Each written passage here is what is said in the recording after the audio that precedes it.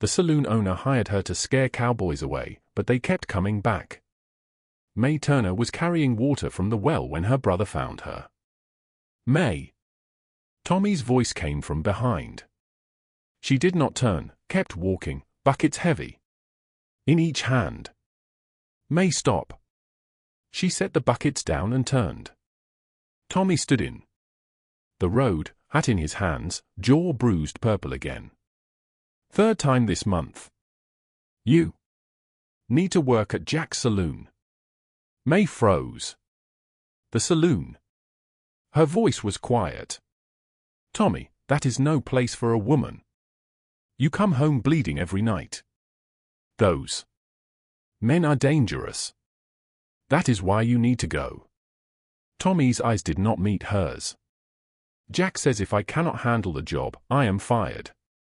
He told me to find someone stronger, someone who can deal with the rowdy ones." Mae's throat tightened. "You want me to take the beatings instead of you? I want you to help our family," he snapped.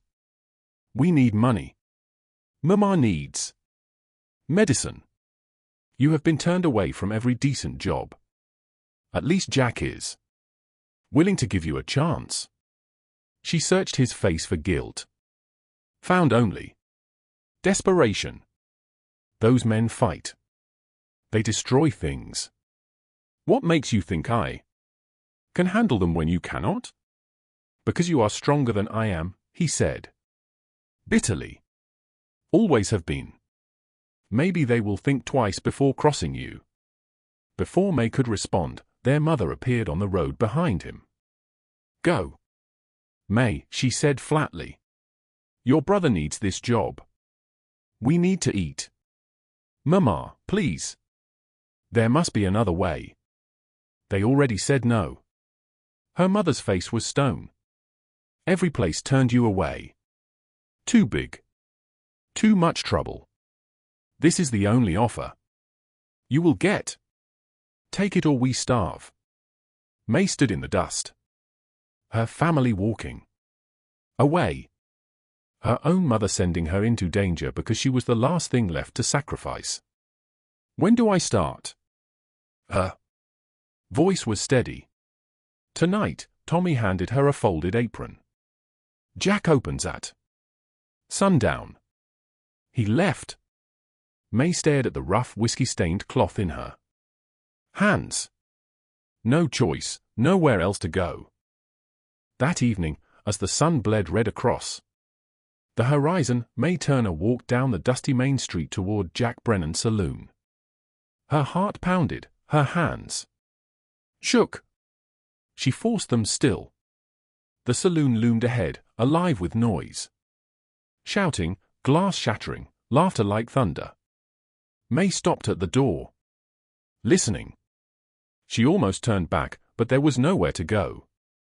She pushed it open. Inside, two men were fighting near the bar. One slammed the other against it, blood streaking down his face. Chairs lay broken. Cowboys stood watching, cheering, betting. No one noticed Mae until the door banged shut behind her. Silence fell. 30 pairs of eyes turned. One fighter big, missing a tooth, straightened blood on his mouth. He stared, then laughed. "Well, what in God's name is this? Brennan, you order yourself a cow?" Laughter erupted. Harsh laughter. Mae's face burned. Every instinct screamed to run, but her mother's words echoed. "We starve." She lifted her chin and walked forward through the jeers. The crowd parted, mocking smiles following her. Behind the bar stood a man in his 30s, dark hair, strong jaw. Sleeves rolled to his elbows. He was not laughing. His gaze was cool. Assessing. "Jack Brennan. You are Tommy's sister," he said. "Yes," Mae answered. "He said you needed help." The toothless man came closer, circling her. "This your solution, Jack?" Hiring the town joke. Jack's jaw tightened. Get back to your table, Wyatt. Come on, Jack. Look at her. She is bigger than half the men here. You really think? I said, get back. Jack cut in, voice low and dangerous. Or get out. Wyatt grinned and retreated, still laughing. Jack turned to Mae, studying her. The size, the worn dress, the way she braced herself like she had been struck too many times. But beneath it all, something unbroken. Can you pour drinks without spilling? Yes. Count money? Yes. Stand there while men insult you and not run crying? Mae thought of her father's drunken rages, her mother's cold eyes, her brother's betrayal, every rejection from every shop. Yes, she said quietly. Jack nodded, faint respect in his face. Then, you are hired. Tie on that apron. Mae's hands trembled as she tied it around her waist. Pour drinks, collect payment, Jack instructed. 3 cents for whiskey, 5 for the good stuff. If they do not pay, do not serve. If they get violent, he paused. Call for me. If I am not here, handle it however you can.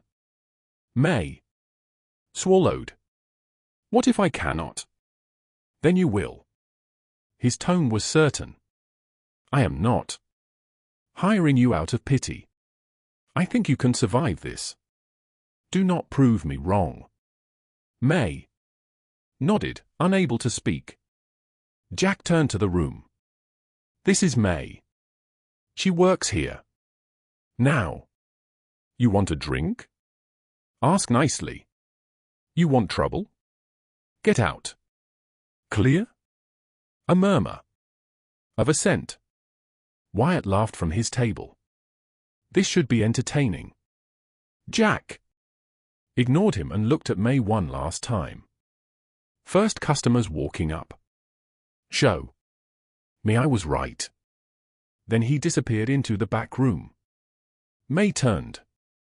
A cowboy swaggered toward the bar, grinning. Pour me a whiskey, fat girl. Mae reached for the bottle with shaking hands. Her first night had begun, and she was completely, terrifyingly alone. The first insult came within 5 minutes. What in God's name is that? A man with tobacco-stained teeth leaned against the bar, grinning wide. Brennan, you hire a bear? His friends howled. One slapped the counter. She is big as a wagon. Mae kept her face blank. Reached for a bottle, poured whiskey without looking up. 3 cents. The man leaned closer, breath sour with liquor. I have seen prettier mules. Mae's hands trembled. She gripped the bar edge to steady them. Her father's voice echoed in her mind. When they are drunk, stay calm. Do not react.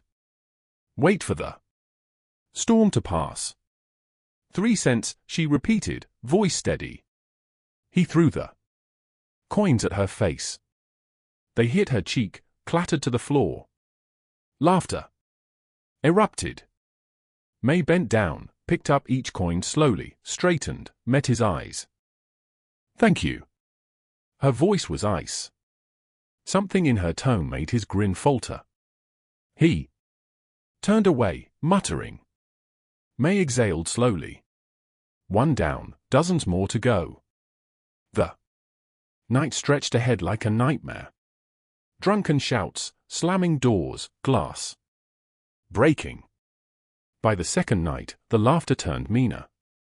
A man reached over the bar, snatched a shot from her tray, and downed it. Put it on Brennan's tab, he said.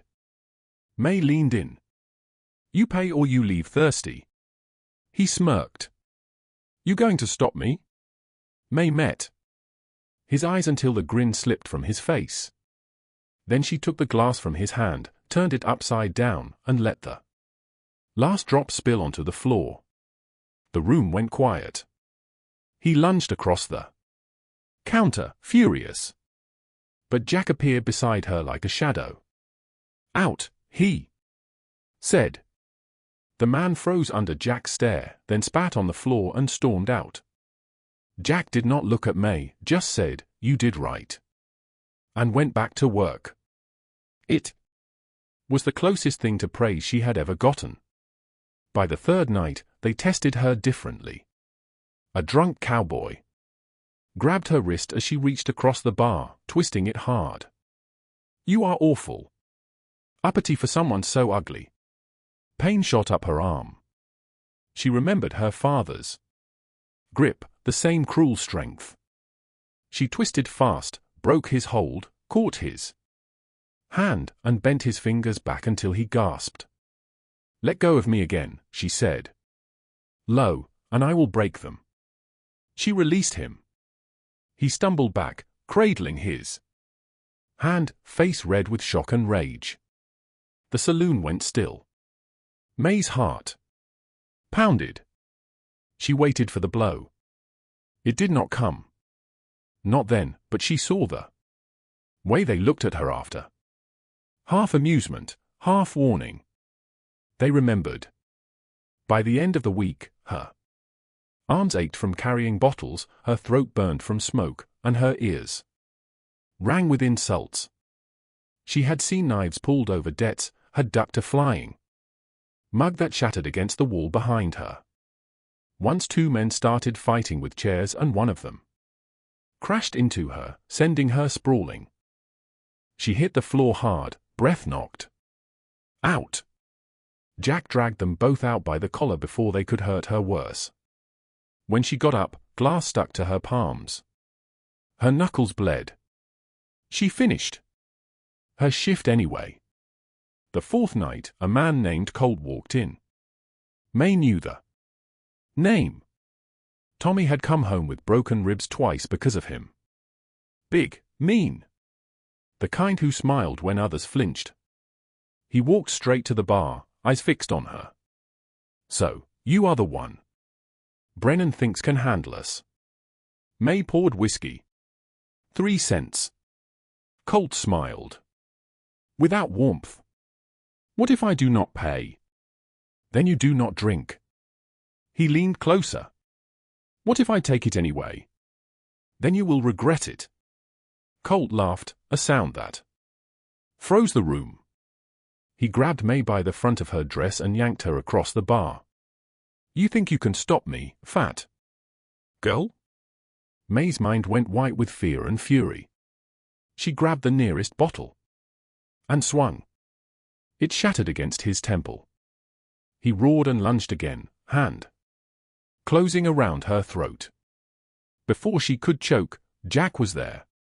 He hauled Colt backward with shocking force and threw him through the open doors. Colt hit the dirt outside, bleeding from the head. Jack stood in the doorway, chest heaving. "Do not come back."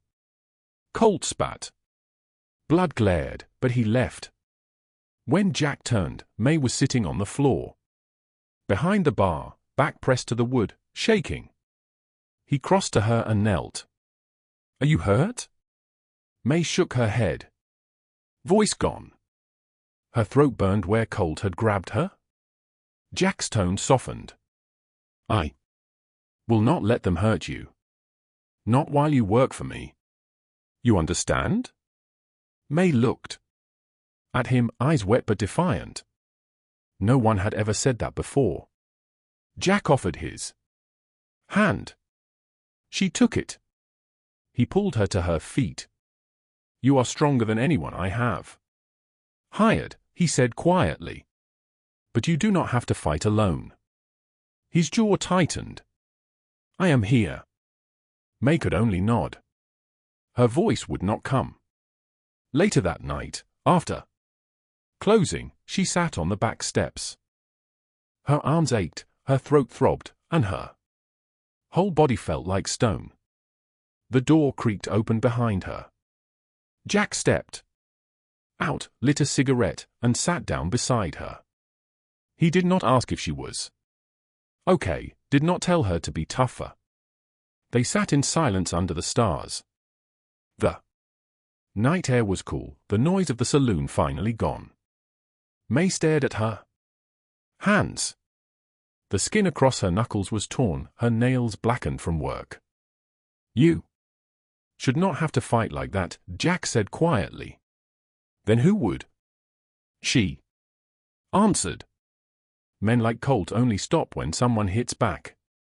Jack did not reply, but his jaw flexed. There was a respect in his silence she had not felt from anyone before. For a long moment, neither spoke. The crickets sang. A distant horse whinnied in the dark. Mae's hand stopped shaking. Jack's presence, solid and steady beside her, felt like the first safe thing she had known in years. "Thank you," she whispered. He nodded, eyes still on the horizon. But he stayed until she was ready to go home.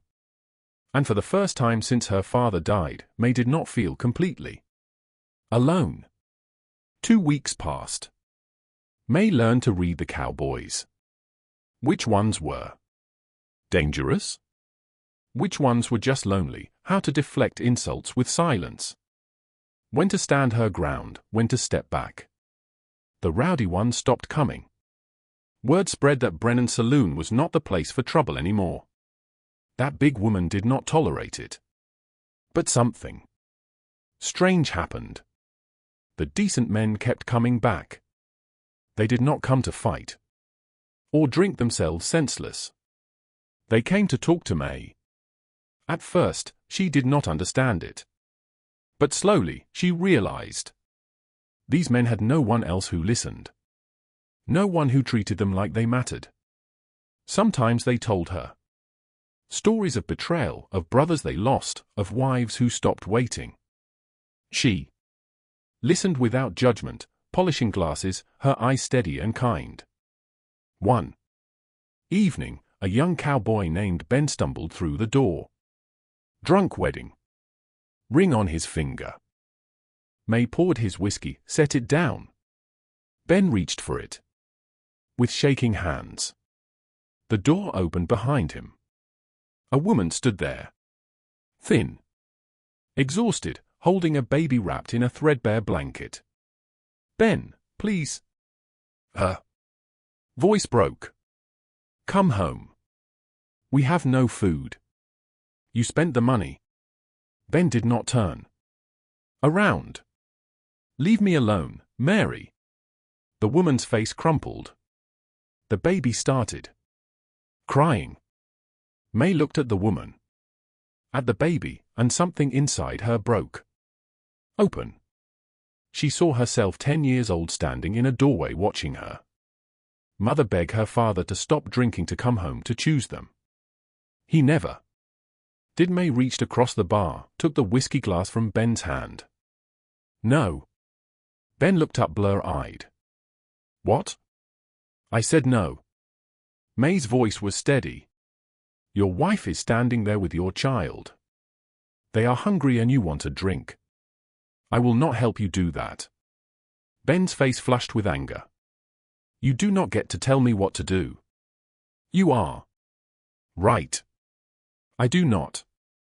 Mae set the glass behind the bar out of reach.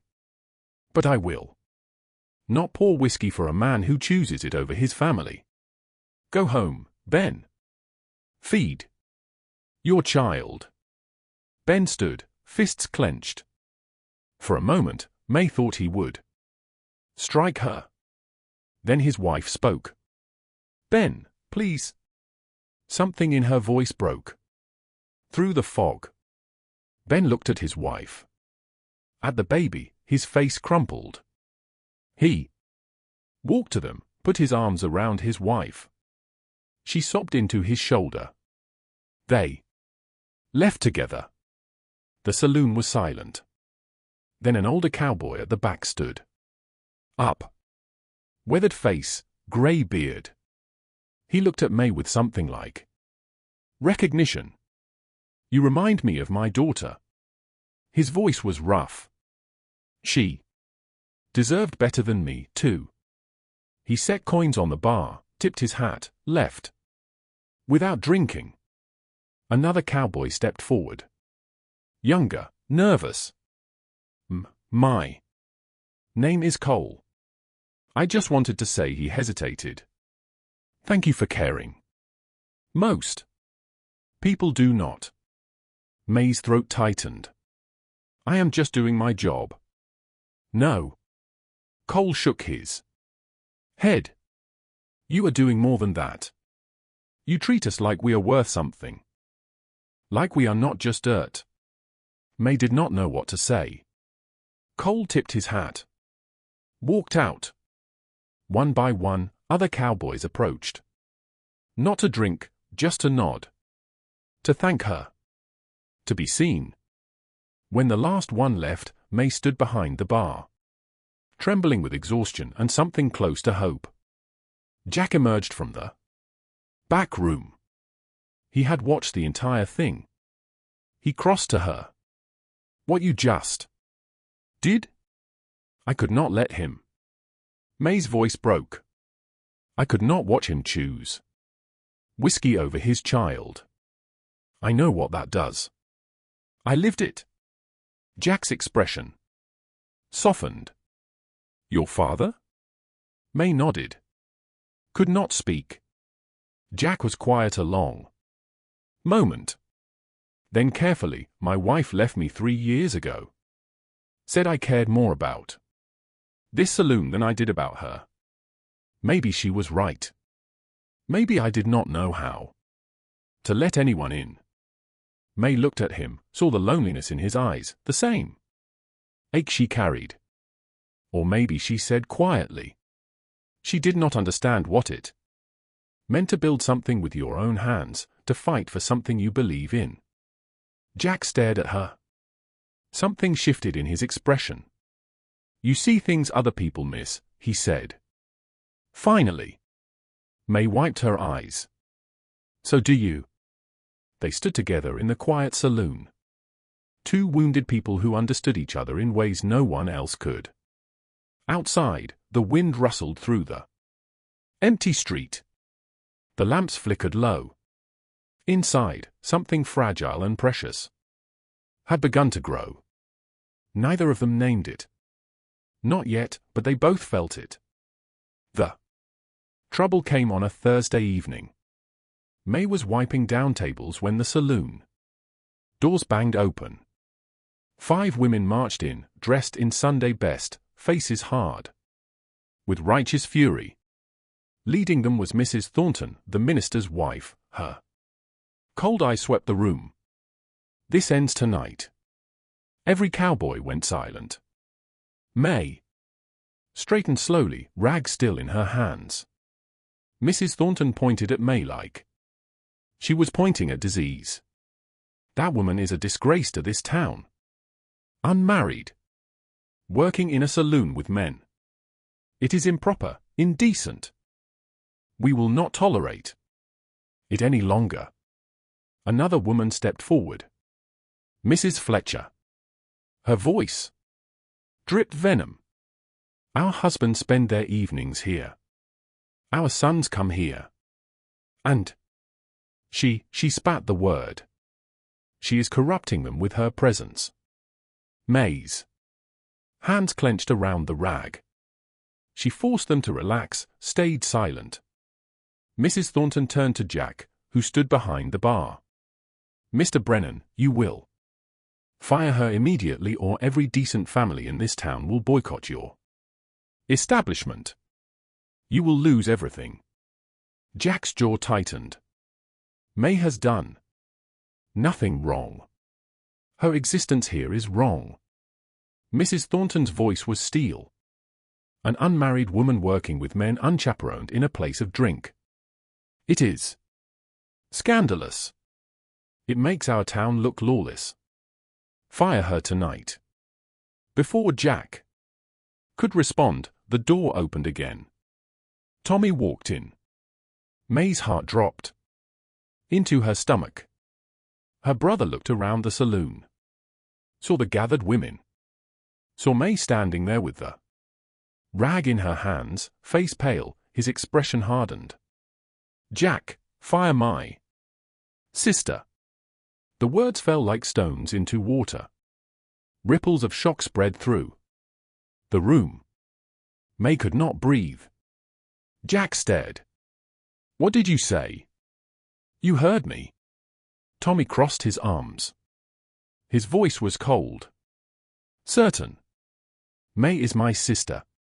I know her better than anyone in this room, and even I think she should not be here. It is not proper. She is unmarried. She has no business working in a saloon with men." He looked directly at Mae. His eyes were empty of anything resembling love. "It makes our family look bad. Fire her." Mae stood frozen, her own brother betraying her in front of everyone. The saloon was utterly, devastatingly silent. Then a chair scraped. The older cowboy, the one who had said Mae reminded him of his daughter, stood up. "Mrs. Thornton, you say Mae is corrupting us?" The woman lifted her chin. "I do." "Then you are a fool." His voice was calm, hard as iron. "Before Mae came here, I drank until I could not walk. I fought men over nothing. I went home to my wife with bloody knuckles and empty pockets and hate in my heart." He stepped toward the women. "Mae asked me one night why I drank so much. I told her I was afraid I had wasted my life, that I was not worth anything. You know what she said?" His voice roughened. "She said, 'Fear does not make you weak. It makes you human. And humans can change if they choose to.'" He looked at Mae. "I have not had a drink in 2 weeks. I go home to my wife sober now. My daughter does not flinch when I walk through the door anymore because Mae gave me a reason to be better." Another cowboy stood. Then another Cole, the nervous young one, spoke. "Mae is the only person in this town who treats us like we matter, like we are not just dirt under your boots." A rancher stood. "She saved my marriage. I was drinking our money away. Mae refused to serve me. Told me to go home and feed my family. I did. We are happy now because Mae cared enough to tell me no." One by one, the cowboys stood. 15 of them. 20, every decent man in the saloon. They stood between Mae and the women. A wall of quiet, unshakable loyalty. Then Colt stepped forward. The man who had attacked Mae, who had been thrown out, who everyone expected to hate her. He looked at Mrs. Thornton. "Mae is tougher than any man in this room, including me. She stood up to me when I was at my worst. She did not back down." His voice was rough, honest. "If you run her out, you lose the only person in this town who gives a damn about whether we live or die." Mrs. Thornton's face flushed red. "This is absurd. She is just. She is what this town needs." Jack's voice cut through like a blade. He stepped out from behind the bar. "Face Tommy. You brought Mae here to take beatings for you. You used her as a shield because you were too weak to do your own job." Jack's voice dropped to something cold and dangerous.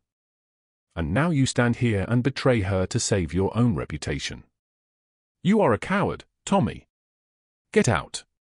Tommy's face went white. "You cannot." "I just did." "You are fired. Get out of my saloon. Do not come back." Tommy looked at Mae. She stared back, face blank, eyes burning. He turned and left. The door slammed behind him. Mrs. Thornton glared at Jack. You will regret this. Maybe. Jack moved to stand beside Mae, but she stays. Anyone who does not like it can leave. The women left in furious silence. The door closed. Mae stood trembling. Tears streamed down her face. The Cowboys one by one tipped their hats to her, then quietly left, giving her space. When the last one was gone, Mae's knees buckled. Jack caught her, held her steady. I am sorry, she whispered. I am so sorry. I have ruined everything. No. Jack's voice was fierce. You have not ruined anything. Your brother is the one who should be sorry. Your family is the one who failed you, not the other way around. Mae looked up at him through tears. Why did you defend me?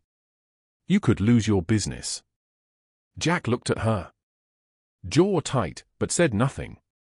Outside, the wind howled through the cracks in the door. Inside, the saloon stood silent, waiting for what would come next. 3 days later, a man in a fine suit walked into the saloon at noon. Mae was sweeping when he entered. She looked up. Miss Turner. His voice was smooth, professional. Mae set down the broom. Yes, my name is Mr. Hollis. I own the Grand Hotel on the east side of town. I have heard about your situation here. He smiled. Distant. I would like to offer you a position, housekeeper, respectable work, better pay than you are making here. You would not have to deal with drunks or judgment or saloons anymore. Mae stared at him. You want to hire me? I do. You have proven yourself capable. That is exactly what I need. He pulled a card from his pocket, set it on the bar. Think about it. The offer stands for 1 week. He tipped his hat and left. Mae picked up the card.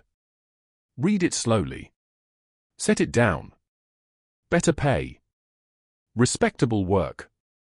Away from the chaos and the whiskey and the judgment, away from Jack. That evening, Mae served drinks in silence, her mind elsewhere. Jack noticed. What is wrong? Nothing. Mae? She sighed. Set down the bottle. Someone offered me a job. Housekeeper at the Grand Hotel. Better pay. Respectable. Jack's face went carefully blank. When do you start? I have not decided yet. Jack nodded. Turned away, but his hands gripped the bar edge so hard his knuckles went white. That night, after closing, Mae sat on the back steps. Stars filled the sky. The air was cool and quiet. The door opened behind her. Jack sat down beside her. They were silent for a long moment. Finally, Jack spoke. You should take the job. Mae looked at him, surprised. It is better for you, safer, respectable. Jack's voice was rough. For you deserve that. And what about the saloon? I will manage. I always have. Mae studied his profile. The tight jaw. The way he would not meet her eyes. Jack, why do you want me to leave? I do not. Then why did you say I should take the job? Jack's hands clenched. Because you deserve better than this. Better than serving drinks to cowboys who used to mock you. Better than fighting this town every day just to exist. He finally looked at her. Better than me. Mae's breath caught. Jack stood abruptly, paced across the small yard. I hired you because I was desperate. Because I thought you might be able to help me save this place. I did not see you I saw a solution. His voice broke. And even though I know better now, even though you are the best thing that has ever happened to me, I still do not deserve you. So you should take that job. Go someplace you will be valued, not just needed. Mae stood cross to where he stood. Jack, look at me. He did reluctantly. Do you know why I have not taken that job yet? Jack shook his head. Because for the first time in my life, I'm not just surviving. I am living. I matter here. To those cowboys, to this place. She paused. Her voice softened. To you. Jack's throat worked.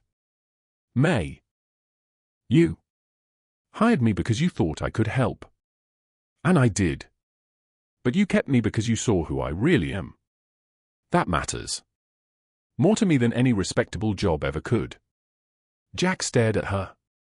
You are staying if you want me to. Want you to? Jack's voice was raw. Mae, when I think about you leaving, I cannot breathe.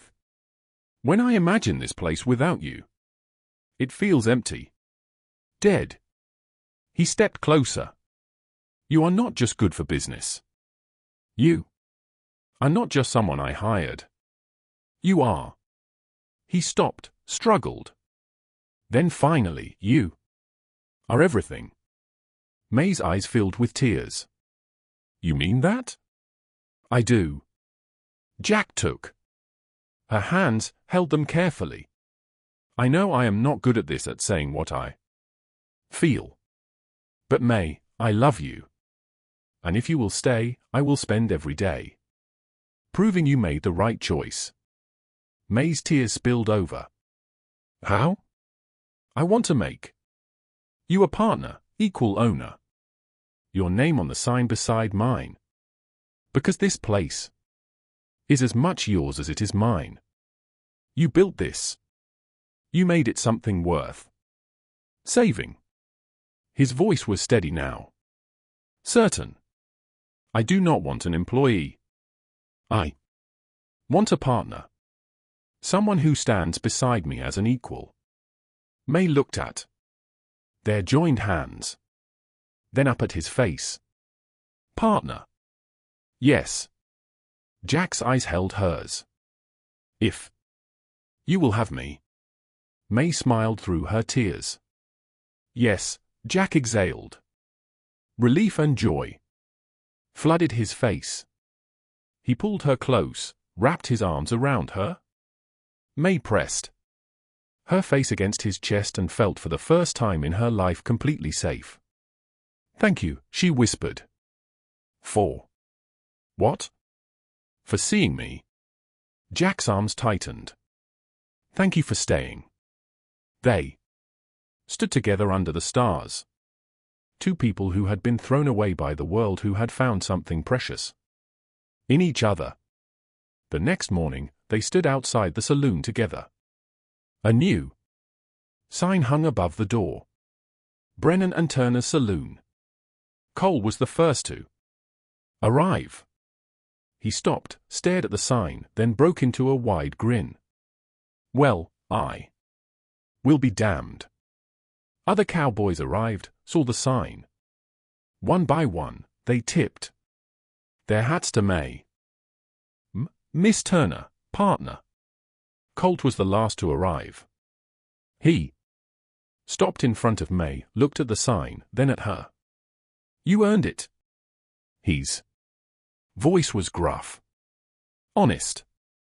We are lucky to have you. Mae's throat tightened. Thank you. Colt nodded. Went inside. Jack stood beside Mae, watching the cowboys file in. His hand found hers ready. Mae looked at the sign at the saloon, at the man beside her who had given her a chance when no one else would. Yes. They walked in together. Partners, equals. The saloon filled with voices. Laughter. The sound of good men treating each other with dignity. Mae stood behind the bar. Jack beside her and realized something profound. She had been hired to scare people away. Instead, she had given them a reason to come home. And in the process she had found a home of her own.